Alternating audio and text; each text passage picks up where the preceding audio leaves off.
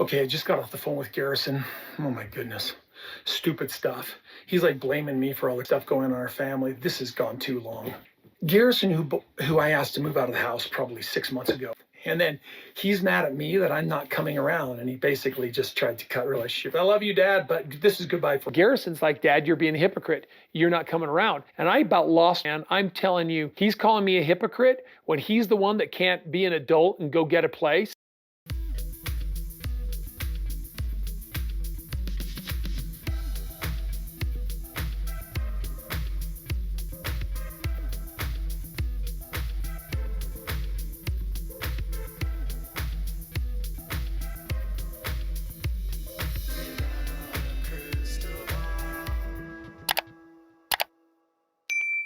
Hi, friends. It's Katie from Without a Crystal Ball. It's Thursday, September 12th, 2024. Kody Brown is speaking to People magazine about his complicated relationship with his son, Garrison. The interview was recently published by People magazine and follows an interview which was done yesterday or published yesterday by People, which was Janelle Brown speaking about her grief and the shock of losing her son Garrison, the challenges they were facing trying to get resources to him and helping him with his substance use disorder, and feeling like she had no idea that he was feeling this sad. Because of all of the things that Janelle has gone through and all of the experiences she went through and how close she was to Garrison, her interview, it was palpable. You could feel her sadness, you could feel her pain. She was a mother grieving. Kody Brown's interview is a bit of a contrast to that. So we'll talk about this and you can decide what you think. So in the interview, Kody Brown, it says he opens up about a complicated relationship with his son Garrison before his passing. He said, I thought we had more time. Kody says, I can't get back to where I was. I can't reconcile that he's not here 6 months after Garrison has gone. So Kody said he's still living in the shock of losing his son, Garrison Brown. He says that it still feels like a shock. Here's what he said. The hard part is giving away that future that I saw for him, the excitement. It's strange having your child pass.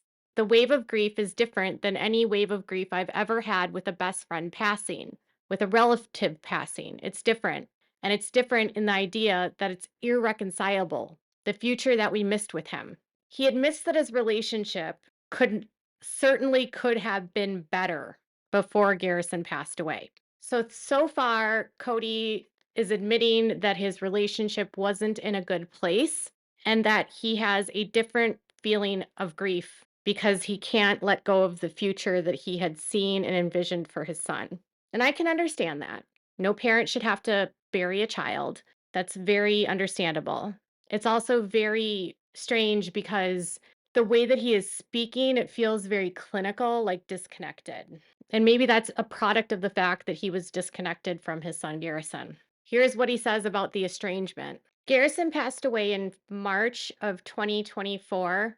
And in the season that we had just finished of season 18 of Sister Wives was by far the most emotional in terms of the children dealing with the fallout of their father basically abandoning them. And a very memorable episode was Christine and Janelle sitting down with Garrison, Gabriel, Savannah, and Gwendolyn talking about all of the fallout, all of the issues they were having with their father, with Robin, with the divorces, helping them process all of this on national television. The conversation was emotional because obviously they missed their siblings. There was anger towards their father, anger towards Robin, frustration about the split where Robin and Kody basically decided they didn't want to do Christmas with them anymore, the ongoing dispute with Kody and his boys about they're not adhering to his rules and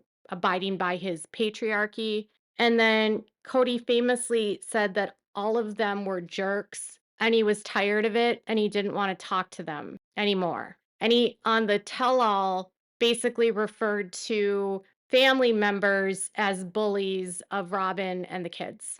And I'm assuming he was talking about the boys and his children that don't like Robin. So that sort of the estrangement had been going on for years, and Janelle told police that he was estranged. And when Garrison passed away, Kody did not go to Garrison's house. And here's what he said about the estrangement: "We could have been talking more. I'd get texts, stuff like that.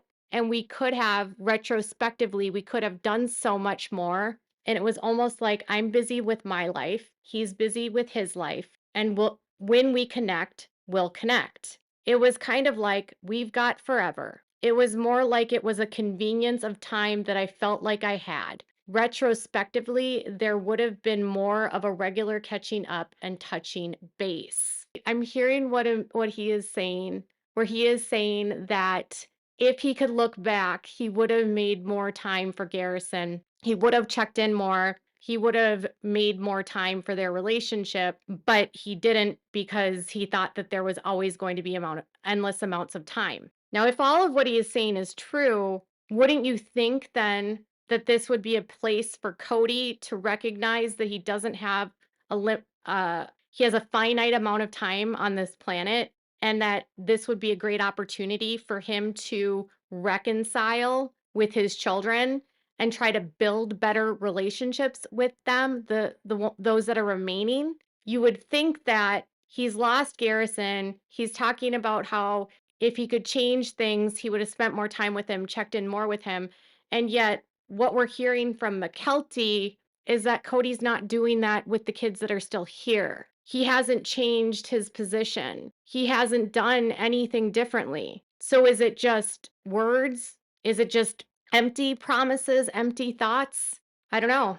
But according to McKelty, who used to be one of his biggest supporters, he has not changed. He has not made any sort of attempt to reconcile or reach out or be more involved with his kids. So Garrison's passing has changed Kody irrevocably. He says, I can't get back to where I was. I can't reconcile that he's not here." You do have a little bit of expectation, especially with somebody who's got essentially a bright future. He was planning a future. He always wanted a story to tell, some adventure. He was always either cracking a joke or wanting to talk about an adventure. He talks about his son. His only regret is when he thinks back to that he wishes he had taken advantage of the time he had with Garrison. "I want to go out to dinner again. I want to sit down.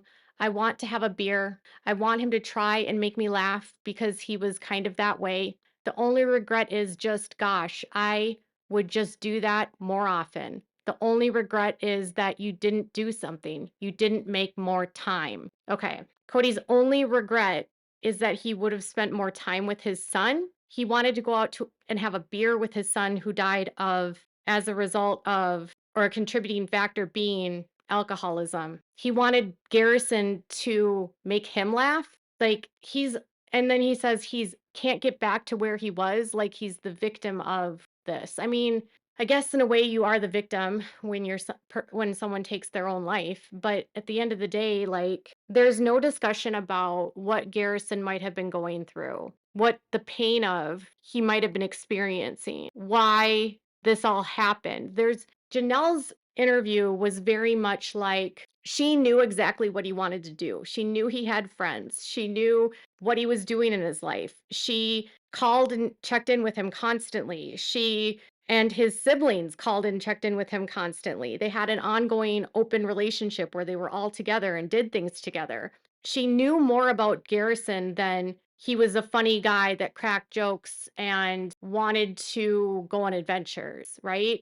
The way that Kody is talking about his son, it feels like he's talking about a stranger, and it feels like he can't get past himself and what it did to him versus the thought of what Garrison must have been feeling and going through that might have led him to do what he did and the pain that he was experiencing. There's nothing in this interview about Garrison's mental health, Garrison's trauma, Garrison's dealing with alcohol use disorder.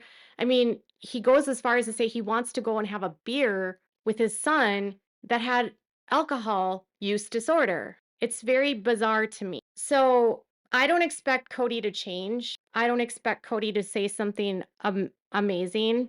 I would have thought given the opportunity, he would have used this moment to be reflective of his own behavior, right? He says his only regret is that he didn't have more time. If I were Cody, I would have a laundry list of regrets that wouldn't be just about time, right?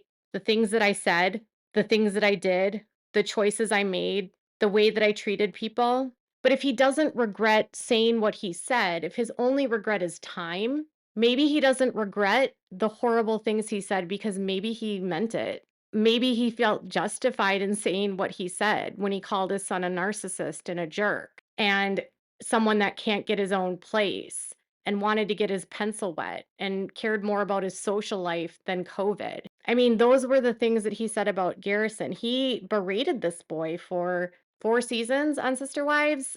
I mean, next to nothing out of Cody's mouth about Garrison or Gabriel was positive. It was just this cycle of the same fight that they were having because they weren't communicating and there was such an estranged relationship. They didn't have any communication whatsoever. Now, before his death, about, I don't know if it was in January or February, Janelle did say, I think maybe it was at the tell all, that there was some communication between Cody and Garrison, but it was very limited. It wasn't like they were best friends or that they were, back to the way things were, but they were at least communicating at a minimum. I guess when you're a father of 18 kids and you had four quote unquote wives and you didn't necessarily raise your children because you were scattered all over the world and all over the place, chasing tail, looking for new wives, feeding your ego, you wouldn't know your children. And so you would speak of them in terms of such words as, he was always cracking a joke and wanted to go on an adventure. I mean, that's basically, you can get that from his Instagram. I feel sad for people in polygamy because, frankly, there has to be so many humans that are in this system that it's impossible to form tight relationships. I feel terrible for the children. Imagine growing up and you're like one of 18, or in some families, one of 55. How is it possible for your dad to form any relationship with you when he has so many children? And then he picks favorites over others because the ones that he obey him more and cater to him more are the ones he wants to spend time with. And if you're difficult, he can just not talk to you because it's easier. And if he doesn't want to see you, he doesn't have to see you. And if you don't obey him, you might not ever see him. I guess Cody doesn't regret it, what he said about Garrison. I guess he only regrets that he didn't spend more time with him. I don't know if I just makes me sad for Garrison. I hope at some point he can apologize and acknowledge that what he said and did to his son and how he failed him, but I don't know if he'll ever do that. What are your thoughts about all of this? Make sure to leave a comment below and share your thoughts. Do you think Cody cares, or is this just all for show? And make sure to give this video a thumbs up if you like this kind of content. Make sure to subscribe to my channel if you haven't subscribed. With the new season coming, there's a large percentage of you that are not subscribed that watch every single one of my videos. So hit the subscribe button, hit the notification bell so you get on the way out and you'll get notified of all my videos. Thank you all so much for watching. Bye, everyone.